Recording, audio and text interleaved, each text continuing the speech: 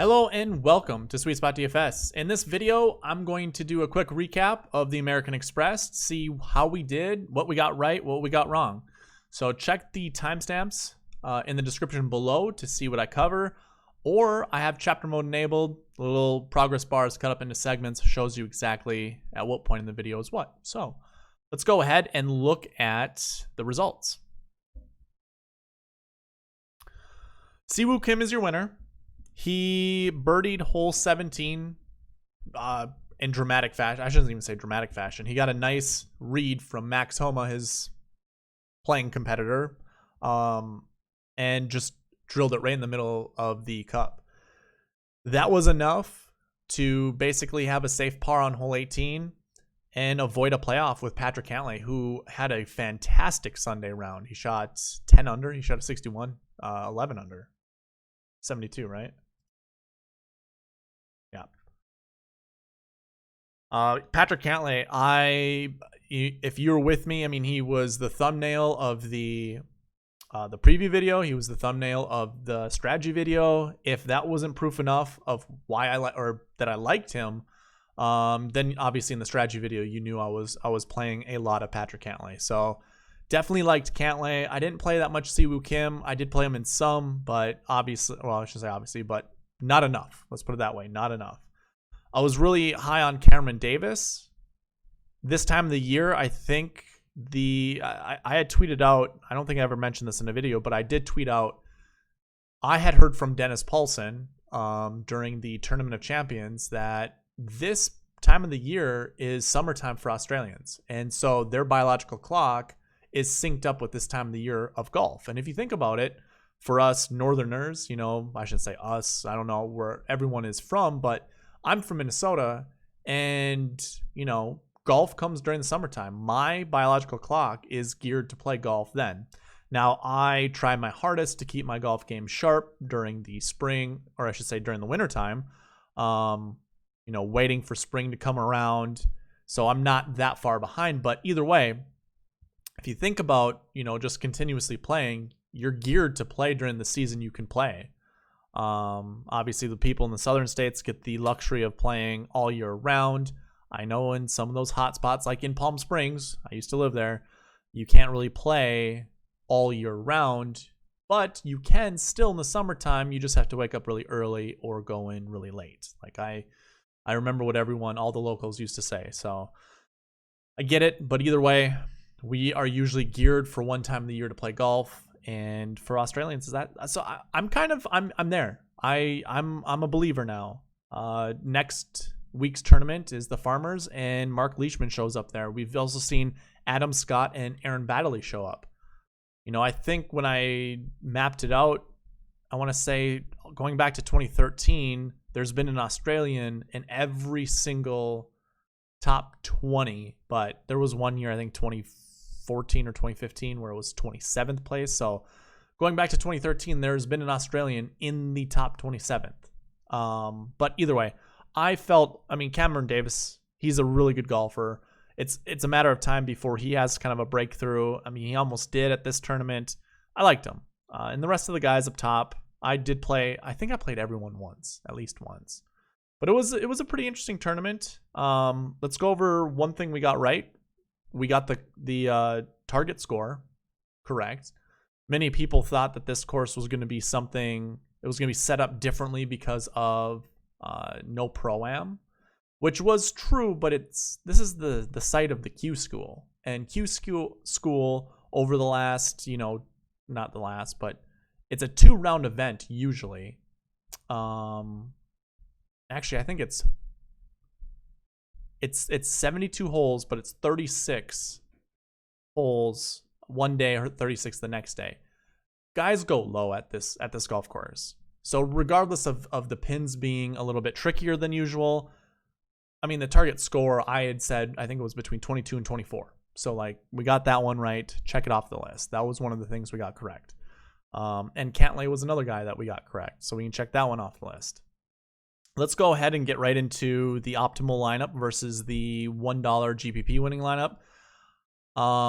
I wasn't in a higher GPP this week. primarily because I was invited to go to, I was invited to play in the $12 contest, the Albatross, with Chad Eckert and Eric Martins from the Fantasy Golf Pod.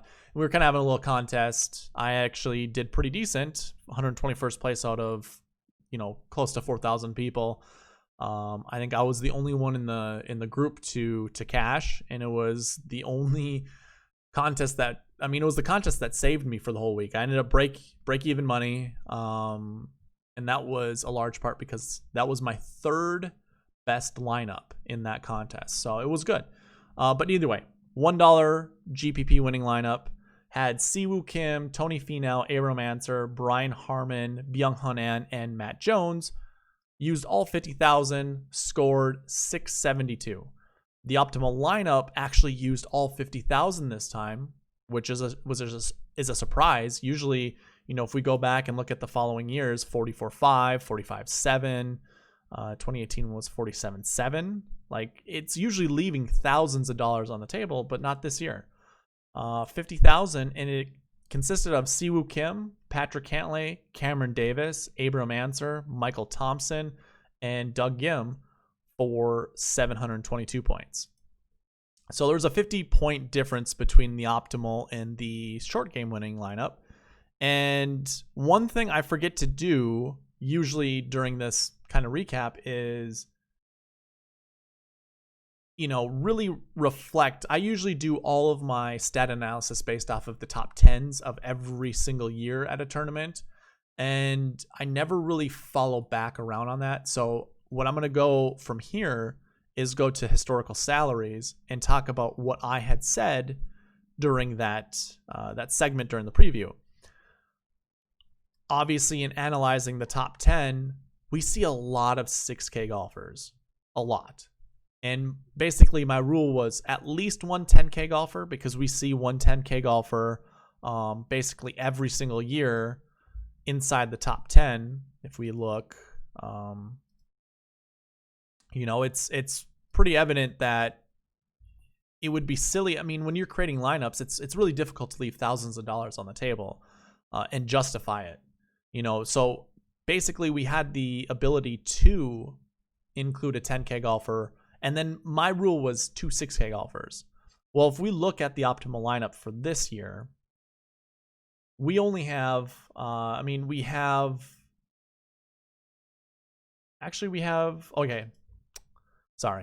whatever reason I couldn't follow, but 6,800 Doug Gim. He's the only 6K golfer inside the top 10. We do have a few golfers here that are really close to being 6K, 2 guys at 7 flat and then 1 guy at 7-1. Very close, but I would say that's a loss. Sure, we have 2 guys here that finished 12th place. I'm still going to call it a loss because it's not, I analyzed based off the top 10. The optimal lineup didn't have 2 6K golfers.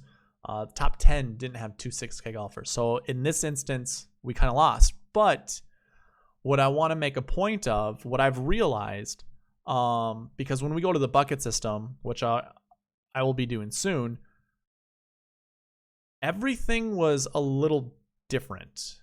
What I observed or what I recognized was, since COVID happened and we didn't have a graduation of the Korn Ferry Tour, this tournament would have probably been predominantly graduates from that tournament, and it wouldn't be so much of the veterans. Some people would have lost their tour card and wouldn't have been here. And I think how DraftKings would have priced those guys would have been a little different because we don't know who some of those golfers are. So like Doug Gim, for instance, 6,800, probably one of the best golfers in that kind of rookie class.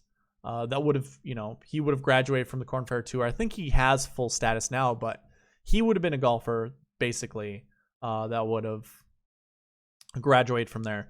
But I don't think we would have seen like, I forget some of these golfers. I think Ben Martin probably wouldn't have been here. I think we would have had some of the older guys probably not been priced up as much as they were because we wouldn't have known, what to expect from some of the new guys. And therefore, I think we would have had more 6K golfers in this field. But that's something to note going forward. Obviously, I'm analyzing the top 10 of every single year. I need to incorporate the fact that we don't have a fresh batch of rookies or graduates from the Korn Ferry Tour on or in any of these events. And I think that plays a huge factor. So I think going forward, we're going to have to incorporate that in and you know, I wouldn't say be so rigid on some of these rules or whatever, but definitely, you know, we're going to have to analyze the top 10 closer to see what kind of tournament it is. Now, next week at Torrey, at the Farmers Insurance Open, that's going to be a star-studded field. So I think we can follow that one pretty closely. And unless we see that, you know, every given year has one random 6K golfer in it that's like a young guy, we probably exclude that because that's probably not going to happen this year. But either way, I think it's worth mentioning, and I'm going to do that going forward. So went over the GPP versus the optimal, talked about the salary construction. Let's go ahead and get into the bucket system. So if you're with me during the preview, I talked about the bucket system. I have it on the screen right now. I did not update 2021 yet. But when we look at this, the number one bucket were golfers who did not play the year before. This kind of ties in with the fact we don't have as many Korn Ferry Tour graduates, because when we look at the actual leaderboard, you can see inside the top 10 we only have one golfer who falls under that category. You know, if we look at past years in 2020 and look at, you know, Scotty Scheffler would have been a rookie at this event. Ryan Moore probably hadn't played, but same with Sebastian Kaplan. He would have been a rookie here as well. There are more last year ones, I think, that, I mean, let me double check. I did count out how many last year ones. Oh, yeah. So there were half as many last year ones as average. And that's right. See, this is one of those things that I should have looked at a little bit closer, because I think during the video, what I had said is, you know, when we're looking at last year ones, the minimum is 2. Like, I wouldn't even go anywhere lower than that. And when it came to the average, it was 3.5. So I was like, okay, definitely want at least 2, but probably going to play with 3. Forgot that it's half the amount of people in the field that did not play the year before. Now, when we look at this again, look at how many 2s there are. These are golfers who missed the cut the year before. I'll pull up that graph again.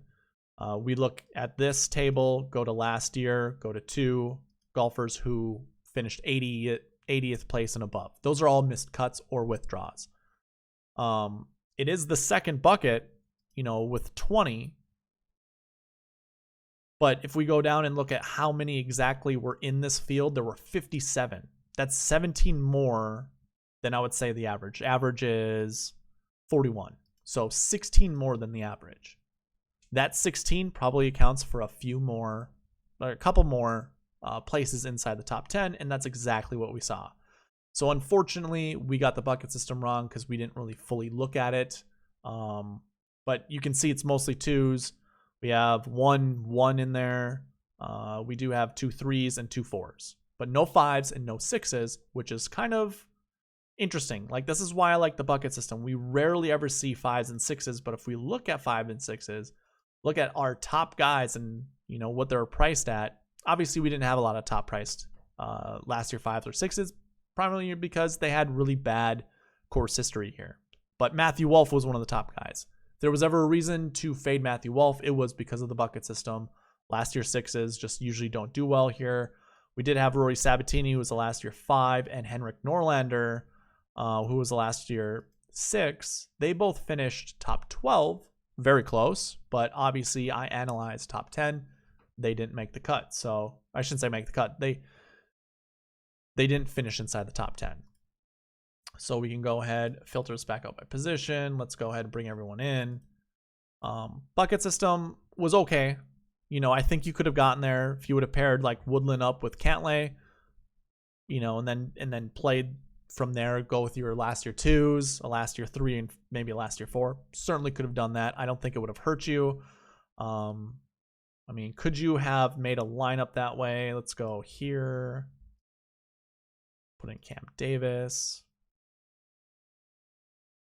I mean, I like Doug Gim. I'm not going to lie. So I'm going to play Doug Gim. That would have been our last year 2s covered. And then what do we have left?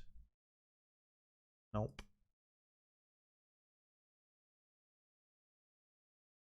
We could have played Brian Harmon. I wasn't on Brian Harmon. I probably wouldn't have. Probably would have played Chris Kirk, if I'm going to be honest. But that's 49,100. I don't know how we would have gotten there. Probably wouldn't have. So we'll move past this. Bucket system was okay, but it was a loss in my opinion. And a lot of it had to do with not realizing what COVID really does to this type of field for this year compared to other years. So went through bucket system. We can talk about course fit. I really didn't have a shot shape that I thought mattered. You can see what all the guys that I have recorded for, how they ended up finishing at this tournament. It's a mix of both. Like, I don't think it was one or the other that really did it. So you can take with whatever you want with that.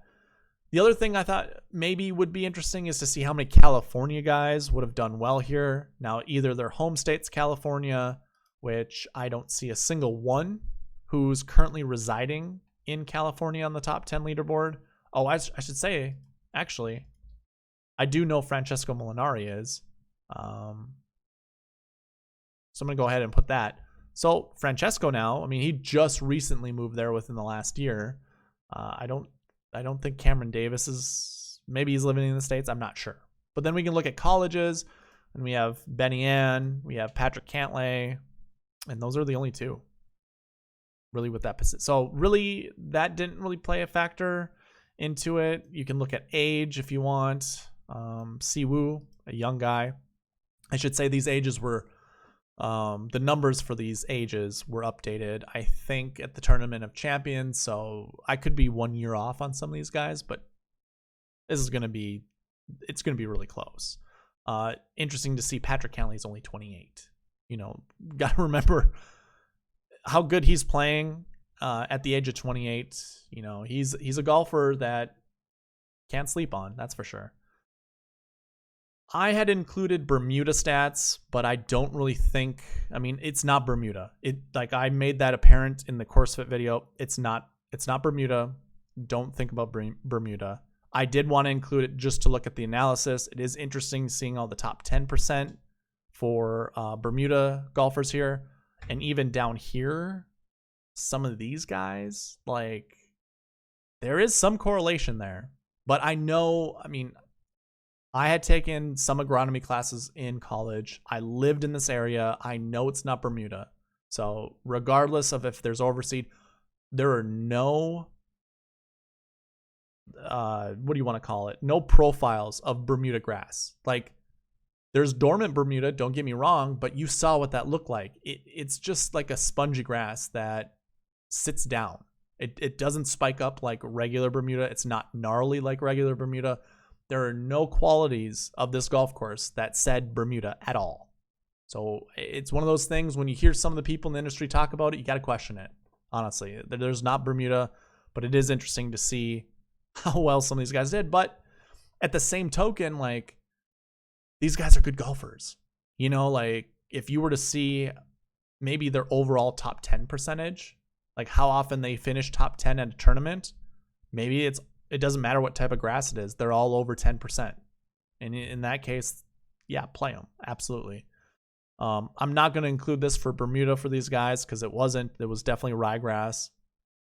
You can see everyone had course history that finished inside the top 20. Yeah, I don't know where we would go. 47th place was the first guy who did not have course history. But again, like I was saying, I think a lot of this had to do with the fact there was no graduates at this tournament. You know, basically everyone's tour card rolled over who had status last year, like full exemption.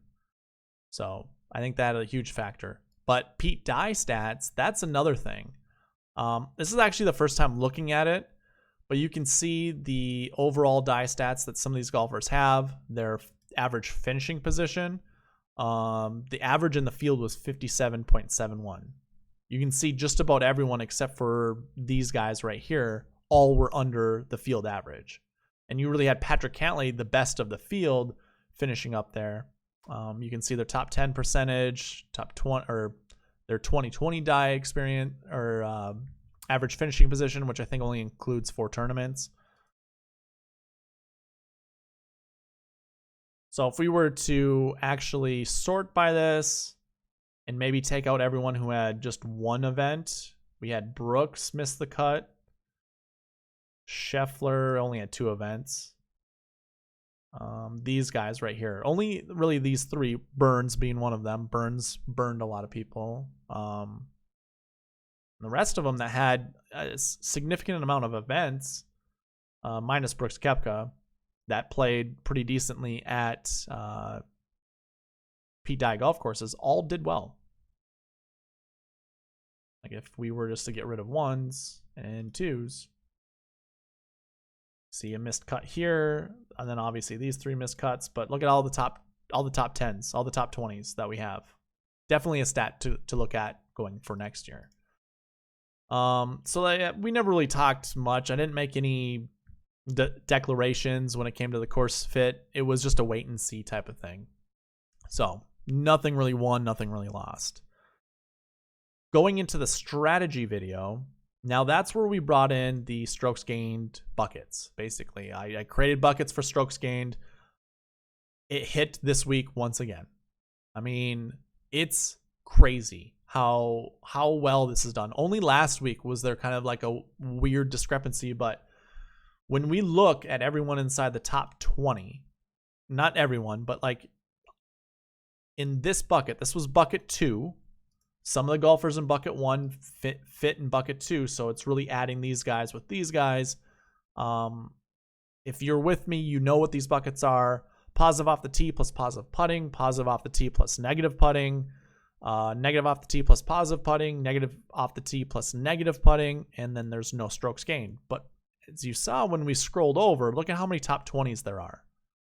We have 9 top 20s in, say, strokes gained bucket 2, which is positive off the tee, positive putting. We had 6 in bucket 3, positive off the tee, negative putting. 4 in negative off the tee, positive putting. And 1 negative off the tee, negative putting. So, like I said, last week at the Sony Open, that was the only time I haven't really seen the step ladder. You know, it does this almost for every tournament that I've done it for so far, where it, you know, gets less and less inside the top 20 as we continue going closer, you know, higher up on the bucket lists. So negative off the tee, negative putting, not good. And when we scroll down, like, you know, 1 out of 31 golfers finished inside the top 20 for that bucket. For bucket 5 is what I called it. Bucket 4, negative off the tee, positive putting. When I scroll down, it was 4 golfers out of 43. For bucket 3, it was 6 golfers out of 39. So your percentages are getting better. And this would be 9 out of 31. So like, just, I'm basically going to live and die by this going forward. You know, I don't really like to look at strokes gained. What someone did the week before does matter to some extent. But after I did the strokes gain bucket, or not strokes gain bucket, the strokes gain video, after doing research in it, I found how skewed some of these stats can be, like short-term analysis. So looking at short-term, even if we look at like the last 7 weeks, that's what I added in my dream sheet. Basically, was I wanted to add last week's scoring stats as wanted to add last week's scoring stats. I wanted to add recent form scoring stats, which has all the strokes gained buckets in there. But I don't know how beneficial that is. Like, sure, we do have some guys that did golf really well. Positive off the tee, negative, or positive, negative, positive, negative. Hey, maybe it's worth looking at even short term, seeing these. Like, we have all the buckets even in the short term scoring. So this is actually the first time looking at it, which is interesting. Look at these guys. They're on heaters. Cam Davis had 100% rounds under 70 at the Sony. Abram Answer played 2 rounds and missed the cut, but he still had 100% rounds under 70. I think it was a par 70, right? I think so. Michael Thompson, 4 rounds. Brian Harmon, 4 rounds. Wow. If we go and look at everyone who did 4 rounds, okay, not 4 rounds, but 100%. We had a pretty even mix of missed cuts and made cuts. Anyways, yeah, it's not going to be telling from week to week. You know, if we went by strokes gained total from last week, Kevin Na missed the cut. Charlie Hoffman withdrew in round 3. There are more missed cuts than there are top 10s. You know, that's just strokes gained total. Well, how about strokes gained off the tee? How did that look? There are only 3 golfers. Look at all the missed cuts. If you were going by strokes gained off the tee stats, just primarily from last week, not good. Strokes gained approach, not good. Like, again, look at all the missed cuts. Strokes gained around the green. What you would expect. How about putting? Okay, 1 more, and you can see another guy there. So strokes gained putting might be a good one to go with. Well, a better one than the other ones. But this is what I'm talking about, short-term analysis. All of these guys that did well are missing the cut, as are the guys who did really poorly. So that was putting. Here's approach, your worst. Off the tee, I mean, 1, 2, 3, 4, 5. And tee to green, not very good. But basically, mixing them up. And I guess if I was to go back here and give you a reason as to why I think this happens, I do believe, like, if we were to go and look at 2021, let me redo this. So I have their buckets right here under this, and I'm going to call them strokes gained buckets from now on. So it's another thing to add to buckets. We'll be getting into recent form buckets as well, and then hopefully cross meshing them. You know, I'm building an optimizer that's able to do that. So I'm excited for that.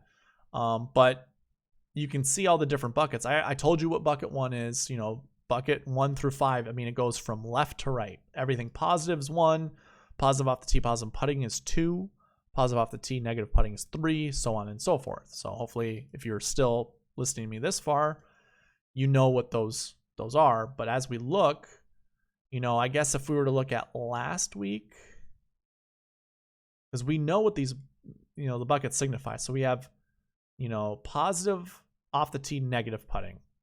But if we look at last week, he was positive. I don't know what that really says. He's usually a negative putter, so maybe he's riding a hot putter. Is that the reason why? Cantlay is in the 1s, but he didn't play last week. Cam Davis was in the 2s. He had negative off the tee, and we know he's a good off the tee golfer and came in with hot putting. Interesting. Doug Gim missed the cut last week, but that was primarily because of poor off the tee and poor putting. And he has bucket 4 is negative off the tee, positive putting. So we knew he was going to be a better putter than this. I don't know what he missed the cut by, but I guess we could guess that he was going to bounce back a little bit, maybe. I don't know. Michael Thompson, again, that would have been negative off the tee, positive putting, and that's kind of where he fell even here. So he also maybe would have came in with a hot putter. I don't know. There's a lot of analysis that we can do and a lot of speculation we can make. You know, Abe Answer, he would have had positive putting or positive off the tee, positive putting. And he was positive off the tee, but he was negative putting. So, yeah, I don't know. Some of these guys, I mean, like, look at Chris Kirk down here. 16th place. I mean, he was in the everything positive bucket, and, like, he had positive off the tee and positive putting. So, obviously, he's right. He was riding a heater. I guess I feel foolish for not playing him now that I look at something like that. But I don't know. Some of these guys, you know, bucket 5 is negative. You know, I don't think Russell Knox is really known for his putting. Rory Sabatini had a bad putter, but he is in the 2 bucket, which is positive putting. So maybe this comes back. I don't know. I don't think there's really going to be answers for everything, but I do believe there probably is something we could take out of this. I'm just not sure what right now, and I didn't really look into it prior to doing this. So, but that strokes gained bucket, man, this is, I don't know. I almost want to create a tagline saying it's buckets. You know, like this worked out well, therefore it was good, therefore it's buckets. You know, like I enjoy it. I'm like I said, I'm gonna follow this. I guess until it doesn't work. I have a strong feeling that, you know, using season long stats, that's where I'm using these stats with, combined with maybe some last week's stats or recent form stats. I'll have to do some more analysis just to try to see how everything shakes out. But for the time being, you know, I enjoy creating lineups by just selecting X amount of golfers from here, add X amount of golfers from here, and so on and so forth. Like I really liked Sung Jae and Patrick Cantlay together. Now those are just 2 golfers. You have to, you know, select the next 4 perfectly. And obviously that didn't happen. Or I shouldn't say obviously. You would have heard if it did work for me, because I'd be bragging about how much money I won, but that didn't happen. Everyone inside the top 10 had a pretty decent sweet spot score. So I'll have to think about how I rated this. I think a lot of it just had to do with the buckets. My number 1, my number 3. I think Brooks was 2, and I kind of go off of salary a little bit, primarily because those are your favorites to win. And some of these golfers have very similar stats to each other. So trying to quantify, you know, like Patrick Cantlay's off the tee game, you know, 0.34 plus his approach, is he really that much better than, let's see, who would have decent? So would we say he's that much better than Doc Redman if we were looking at stats? You know, like Doc Redman has better stats than he does season long so far. Obviously, season long starts at Safeway Open back in October 2020 or September of 2020. But since that moment, he hasn't had better stats than Doc Redman. Why isn't Doc Redman playing better? You know, we kind of know, and a little bit should be based off of official World Golf Ranking. You know, Cantlay's 10th. Finau is 22nd. So a lot of this goes based off of, you know, DraftKings does their pricing based off of a lot of things, but I guarantee you official World Golf Ranking has to be one of them. And course history and recent form, that kind of stuff. But either way, I think using the pools, finding your favorite golfers, it's easy. Add the bucket system in with it. It works out pretty decent. We do see a last year one in every top 20 except for this bucket here.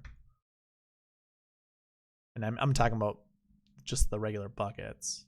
So either way, I thought it worked out pretty decent. And I think with that, I'm going to leave it there.